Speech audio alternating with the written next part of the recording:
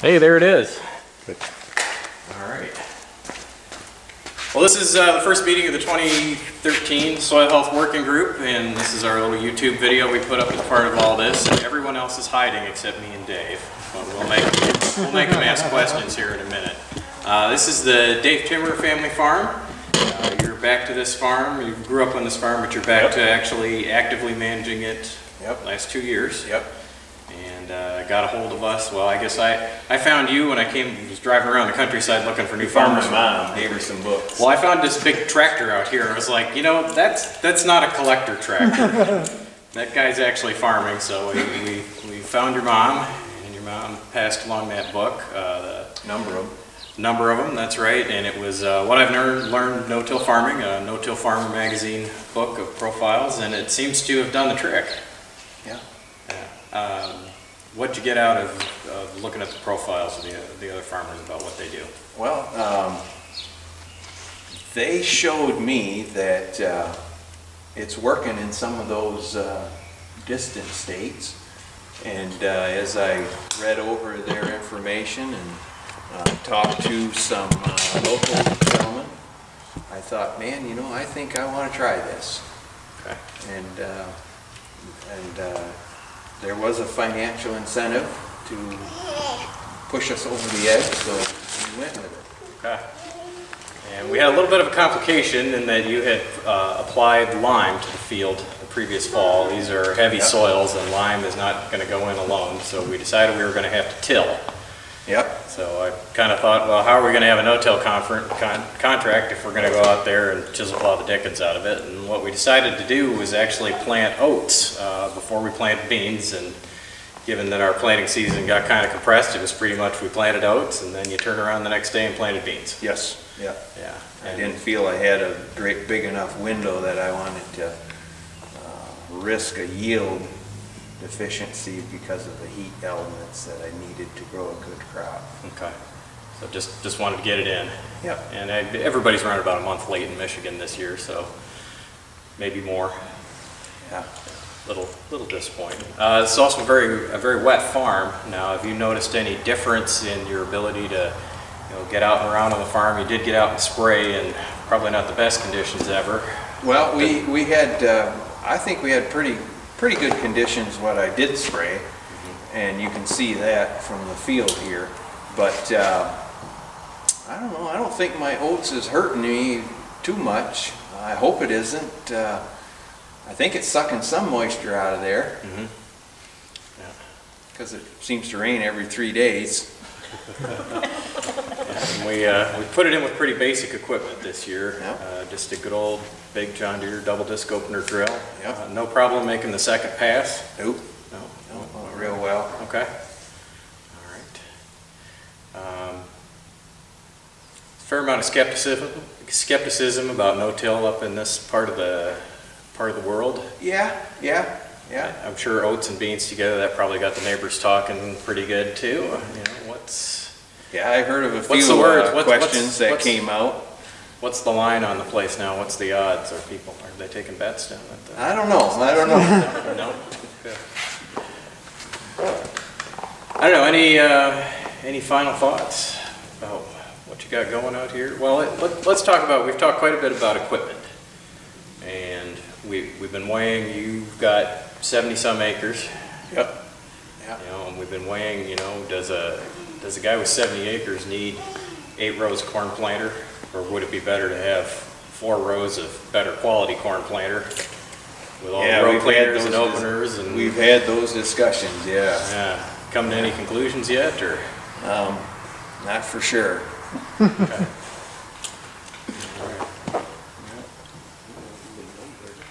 All right. Anybody got any questions for Dave? Can you talk? Go ahead. Have you done any stand counts out in the stuff that's been sprayed? I haven't, no. Yeah, no stand counts yet. And Laura? What can you say about the type of soil that you've got, and some of the challenges that you were looking at to switch over to no-till? I'll have to ask Mike what kind of soil I got, because I think you know. It's written down in your book. Yeah, I know. I refer to refer to it as clay ground. Okay. And, but there's some, you know. It's a heavy clay loam, and well, in the spot I dug, I hit the B horizon at about 12 to 14 inches. Okay. The B horizon looked like a marl clay with a little rust in it, so I don't imagine it's very permeable. Imagine this farm's pretty wet sometimes. Yeah. Yeah.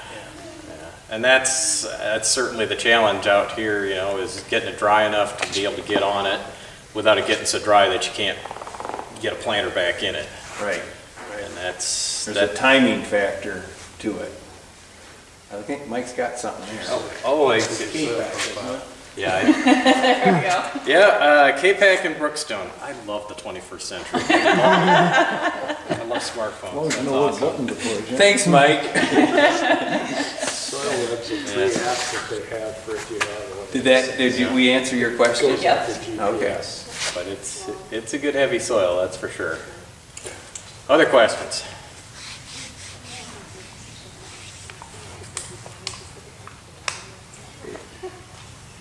Is there a lot of tiling out here? No, very limited on this farm. Very limited. Yeah, you've just got a few wet holes tiled, as I recall. I think there's a tile going through that corner, and then I think that's the only one that I know of. So what can you do for the ground to make it more permeable? I certainly like to look at cation balance, look at your levels of calcium and magnesium especially, to a lesser extent potassium, but usually that's not too far out of whack, especially if you know that a farm has had dolomitic lime applied to it instead of just regular lime. That's a little higher in magnesium, and you get that magnesium up over 20–30% base saturation, that can really start causing guys problems. What about gypsum? I've heard of that. Gypsum is a good way to move that base saturation around. What that'll do is the calcium ion in the gypsum will actually kick the magnesium and potassium off the soil. That then actually bonds to the sulfur that's in the gypsum and can wash it away. But yeah, I'm a big fan of gypsum. We've actually got an application pending to do 500 acres of gypsum balancing in the do some cost share for that in the Macatawa Basin. So we'll hear about that hopefully by the first part of August. There you go, Dave. But you know, the other thing to think about with gypsum is, you know, before hauling it's $25 a ton. You know, it's not a real expensive experiment to do on the farm. And I think especially if you've got places where, you know, you've really got a problem, you know, it doesn't drain well, you get a lot of surface sealing, you get a lot of crusting. Yeah, I mean, pull a soil sample and look at that base saturation for sure. Cover cropping's very helpful. You know, anything you can do to get more, not only more organic matter, but just a living green plant growing on that surface. A living plant is actually pumping sugars and other nutrients into the ground to feed the bacteria, the fungi, the actinomyces, all those, you know, good critters that work for us. So when we go out and, you know, we harvest in the fall and we don't leave anything green growing on it over the winter, you know, that's not only a problem for erosion, but we're starving our soil microbes. So you get old Kurt Homke's over here, you fire up the helicopter in the fall and get that rye flying before you get out there to harvest. Get ahead of the curve. I heard there's some work going on with using gypsum and seeing how it works for phosphorus runoff control. Yeah, there's been considerable amount of work, especially out in the Chesapeake Bay, where not only do they apply gypsum to the field, but they'll actually like dig a big trench alongside where the water is flowing into from the fields into the ditches, and they'll bury a couple of feet of gypsum right down into the ground. They call it a gypsum curtain. You know, and every 20 years they got to go in and dig it all off because it's turned from gypsum into phosphogypsum. So yeah, there's a lot of neat work. The other thing that's going on is they're having to start putting some new technology on the coal-fired power plants in the state to clean up the emissions a little more, and that actually makes gypsum. So there's more and more of the stuff being made. There's a couple more of these scrubbers coming online in the state, and I've actually been talking with the DEQ a little bit about liberalizing some of their guidelines on that because they had some they had some challenges in their guidance. So. But they're actually quite receptive about working on that, so I'm optimistic that's all moving in the right direction. It was a really long answer. I think it was a good one. Does this gypsum take a number of years to benefit the health, or can we experience, you think, something in the first year already? Well, I think you've got about a solid year before you're going to see a big difference, and probably 2 years to shift a soil like that completely. A heavy clay soil like this, it just takes time to change it. You start messing around with the chemistry, it doesn't matter, whether you're trying to shift the pH or shift the cation balance. It's just a heavy soil and it takes a while. But it's pretty rapid. It's much more soluble than lime, so you can just throw it on top. You don't necessarily have to till it down and work it in aggressively. It'll get it going a little faster, but when's the time to put the gypsum on? When you got time, put it on. Don't matter. Doesn't, I guess I probably wouldn't put it on so late in the fall that I'd be worried it would run off, or put it on snow, but really beyond that I wouldn't worry too much about timing. It's pretty soluble, it goes in pretty readily, so unless you're expecting 3 inches of rain, it's not a big deal. And actually, if it gets away, all it does is go into the environment and flocculate clay together and make it come out of the water faster. So you'd be doing the world a service if you lost it. Has anybody here used gypsum? You guys routinely look at your cation balance, or? Yeah? Yeah, we have some spots. Well, we're working on it. They make it at the power plant up there in Grand Haven, so it's not even that far away. The trucking's not even too bad. Other questions? You guys got all my great topics that I just love to talk about. Well, I'll tell you what, before we wrap this video up, let's just walk over and look at these beans and get some comments from all of you good farmers about what these beans look like. I think you can just unplug that thing and... Yeah. You have the pH crank too far. I was wondering about it from the opposite end, if the AMS would have helped with the nitrogen if there's more of it in there.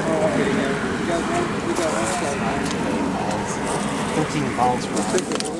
Yeah, we use 1 bag for 300 gallons. Quart to the acre of the glyphosate. Yeah, about right. 10 gallons per acre. I guess we'll just have to wait and see. Yeah, and I dug the holes actually right where we transition between where the oats are still in place and where they've been killed. I don't know, unless anybody's got any other questions or observations about what we're looking at? Well, you mentioned applying your glyphosate. Do you anticipate any problems with any weed resistance or anything like that? I don't. I haven't seen any of that. We had a hard time killing lamb's quarter last year. I think these oats provided some competition for about anything else that wanted to grow out here. I mean, it's in here pretty thick.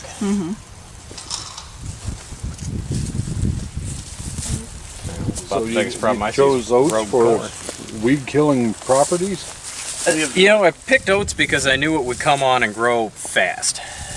And of the small grains, I guess I consider them about as fast a growing as a thing as you could put out here in the spring.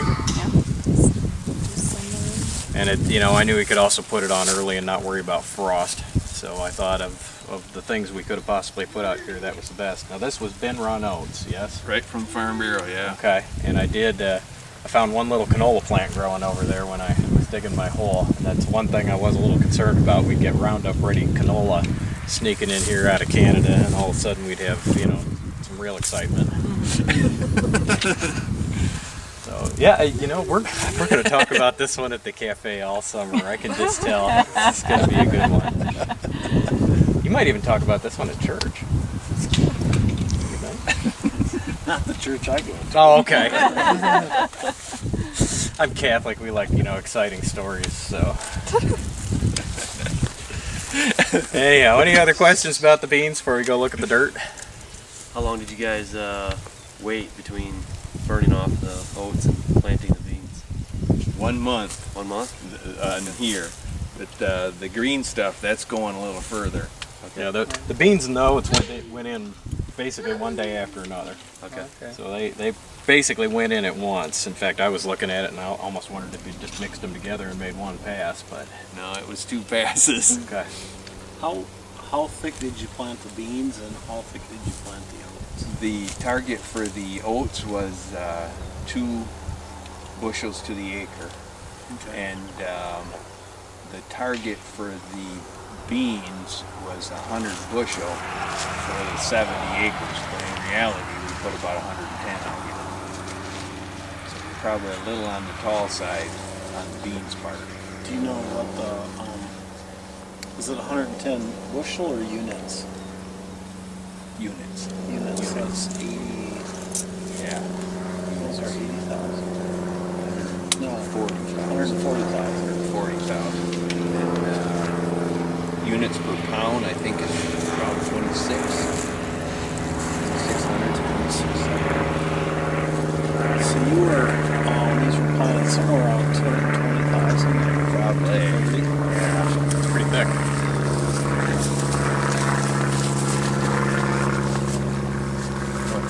I think we lost some in the germination process. But these areas are really, Yeah. Yeah. I think it'll canopy in good. When we were doing our computations, we were shooting for 2 to 3 per foot on the drill, on the 7 or 7.5 inch width, you know. right. And yeah, some of them are a lot closer than that. Some of them are further than that.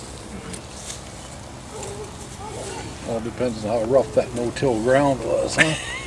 Yeah, but it wasn't no-till though. I mean, that's what you worked it with, isn't it? Or, Yeah, I mean, yeah.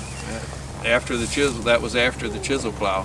Yeah, I think she was worked pretty good. I mean, there you look. Well, I guess you had soy in here last year, so that residue would be pretty much up and gone anyway. But yeah, there's not a whole lot laying around out here besides oats and live beans. Yep. It worked up a lot better this year than last year. The timing was better. Yeah. Well, we'll see what happens with that dolomite lime. You ever decide to put a plow back in it? Yeah. Might get exciting. Anyhow, any other questions before we go look at the soil pits here? You want to talk at all about any cost share? I can talk a little bit about cover that. Crops, for any of that kind of stuff? Yeah, I mean the project I'm running in these 2 sub-watersheds of the Macatawa, we've got a pretty extensive cost share list. A lot of things people are accustomed to if they've seen the EQUIP program. You know, we actually patterned on a few of those. So, you know, wascobs and waterways. We did really focus extensively on field conditions first. You know, we felt like when we started looking at the numbers, we were going to have to hit that if we didn't really pay attention to cover crops and getting the tillage down, that there was just no way we were going to hit those numbers. But we're turning now toward more looking at structures and waterways and all that stuff too. And we've got some lovely new software coming in about a month here that's really going to make planting all over the Macatawa Basin very fast and efficient. We're really excited about that. So yeah, if you're in the Klein Hexel or East Fillmore drain, come help me spend some money. There you go. Please. You heard it. Any other questions? All right, let's go look at the soil. Dirt. Well, in this case, we're just speculating on when these oats we're going to hold back here. This is not considered enough matting to prevent erosion loss. Well, it doesn't hurt, and I think when it lays down, it'll do some more good. Now this over here, where it's going to be probably twice as big by the time it dies, I think that'll be better. And this will be canopy for Yeah. Honestly, in a lot of ways, it was what can we try to do to get Dave in the program and get him going on this, because he was pretty gung ho to try it. Just hated to say no, it just seemed wrong. So we came up with this oats thing, and I'm real happy with it. Well, honestly. did I miss it, Mark? Could you explain why? In order to participate, why you had to go with the oats? We just needed to, essentially we needed to make residue. We needed to make some additional ground cover because we didn't have a whole lot out here. The previous crop was soybeans before. So we thought we'd go with the oats just to get something going out here. But anyway, I do think I found one good clump where there was lots of oats and no beans, so I thought we'd just take that right apart and see what we got going on. Like the other thing we got out of this that was kind of nice is we got that nice root biomass, and it made pretty good root biomass in a hurry. It's holding that together quite good, isn't it? Mm-hmm. And the other thing that goes on is we get those plants, we get that bacterial population and the other populations up. They actually kind of make their own glue. They make a thing called glomulant that helps bind those soil particles together. So the more soil life we got in there, the more resistant the soil becomes to erosion. Did you make that up? No, I swear I didn't. It sounds magical. It sounds magical, so you know I could understand why someone would think it was magic. But there, that's not bad. That's pretty good. I would say our money's worth. And actually, I think it's the wet year we're having, but this actually is crumbling pretty well. It's not slabbing. You said you haven't had as much rain here as we've had in other areas. So further west and south. yeah, we got hammered pretty good. The one thing I did notice though is you started digging into this. Here's the subsoil.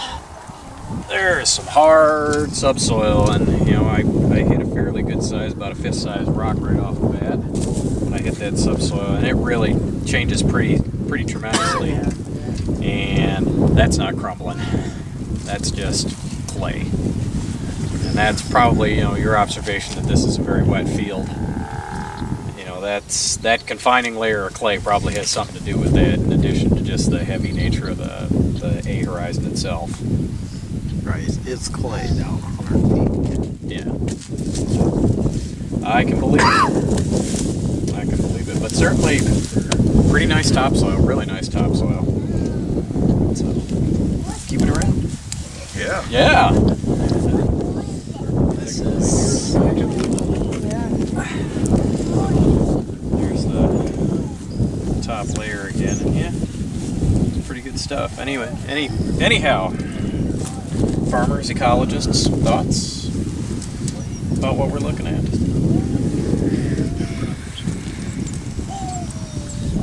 Well, should we go across the street to Meisty's and look at the other hole in the ground? Yeah.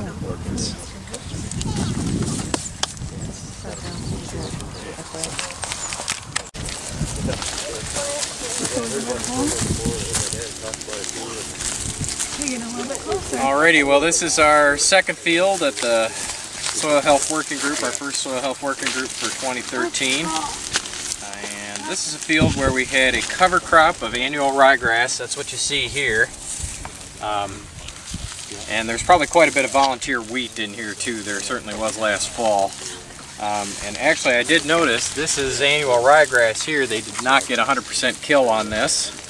But as annual ryegrass goes, that doesn't look too terrible bad. It looks like it's having a bad year at least. So I'm hoping it won't be too much of a problem once that corn gets canopied.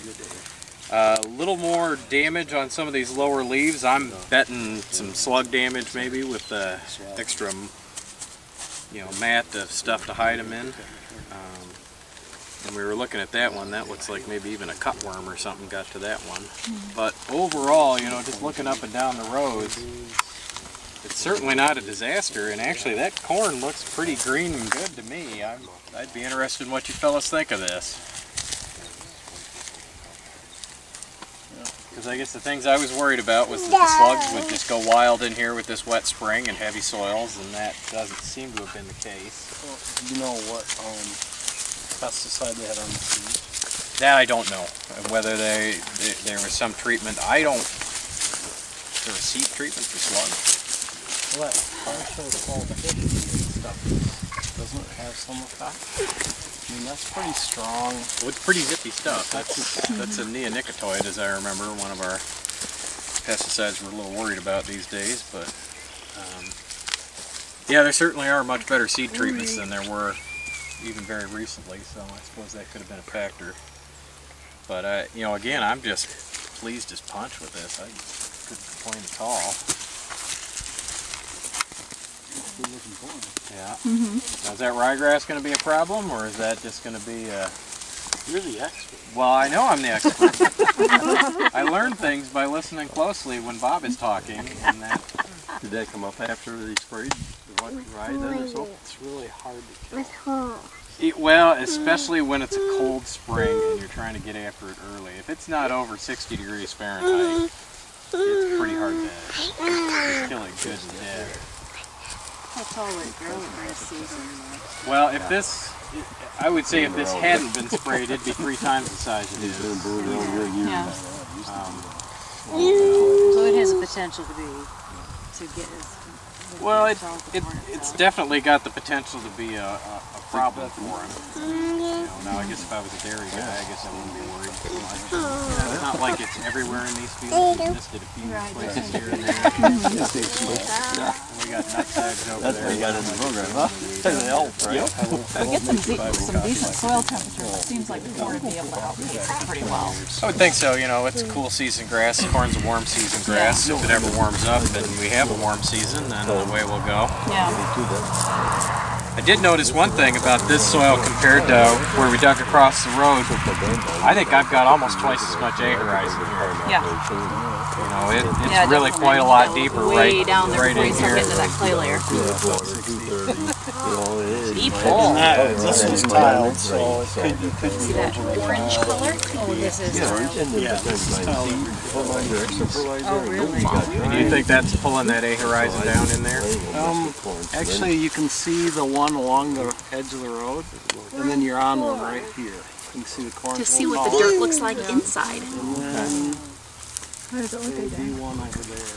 Good? You can see this is them good lately. dirt. What do you think? You want to touch it? Tile. Yeah. We almost kind of see one there too. Okay. See, you know, that must be the secret to this. I got to pick the right spot to dig at these meetings. There you go.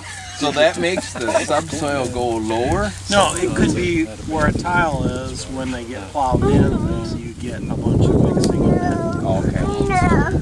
And this is the flat area where the hills have come down here. Yeah, that's true. It could have just been topsoil that was up there 50 years ago, and now it's down here. So go dig a hole for now. You know, it's cool enough today, I could dig another one. It's okay, we'll let it go. Okay. Well, what do you think? Is that a viable way to plant corn, fellas, into your dead annual ryegrass? Who's going to try that? See, the next one we got to do is somebody's got to try to roll down rye and plant into that, and then I'm really excited. Watch that, that's fascinating too. With the rollers on the front. Yeah, I've heard people get a lot of poor results out of that unless they crimp it though. Oh, no, I mean roll it. Okay. Yeah, absolutely. Absolutely. Yeah, it has that chevron pattern. Yeah, thing. yeah, you gotta crimp it. Yeah. They've actually got a little crimper that somebody's manufacturing now to go right in front of, right on the planter. For smashing down the rye. This is all happening at the same time. You're crimping and planting. Right, Really? right. Well, because it's kind of nice to Planting plant in the same direction you're crimping. basically. You're not trying to push the rye back the other direction. Well, and reduce your passes, which is always good. Right, yeah, you reduce your passes, which is... Something did chew those early leaves up pretty good, didn't it? You get telling better then, or does it cut? Well, it cuts it down so that you don't have to, it's an organic way, so you don't have to... See, it's not a patterned shot hole, so I don't think it was something after the seed. I think it was slugs. Look how irregular and ragged that is. Right. You know, compared to insect feeding, I think that would have been... Right. Do you have a tape measure on you? It's got a couple cultures that cut a path to the seed. And so you basically have this little row. If I got my tape with me or not, I can look. Oh, I have one in my car. A little row for the seed. The rest of it's Does the ryegrass send roots down deep? Yeah, the ryegrass is very deeply rooted. It's one of the reasons people like it as a cover crop is how deep rooted it is. I'd say in a good soil it should go down 4 or 5 feet. Wow.